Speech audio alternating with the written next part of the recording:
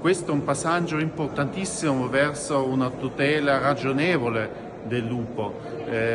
Con questo passaggio potremo abbassare il livello di tutela del lupo nella Convenzione di Berna. Esulta l'onorevole Dorfmann che insieme a un gruppo di colleghi europarlamentari ha convinto la Commissione europea a spingere per una revisione della Convenzione di Berna e conseguentemente della direttiva Flora, Fauna, Habitat. All'esito del voto atteso oggi a Bruxelles, il Consiglio europeo ha dato il via libera all'abbassamento dello status di protezione del lupo e con la modifica della Convenzione di Berna Stati e regioni avranno maggiore flessibilità nella gestione del grande predatore. Oggi abbiamo più di 20.000 lupi nell'Unione Europea, il lupo non necessita più di essere strettamente protetto. La garanzia della tanto attesa certezza del diritto che è mancata completamente negli ultimi anni, aggiunge ancora Dorfmann.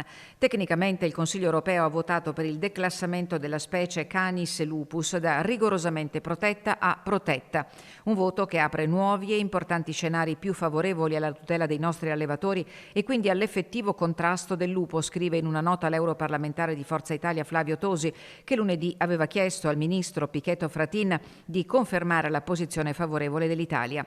L'abbassamento del livello di protezione del grande predatore consentirà a Stati e regioni con popolazioni stabili di lupi di adottare misure concrete per tutelare il bestiame nei pascoli e sugli alpeggi, senza compromettere l'impegno nella conservazione del lupo.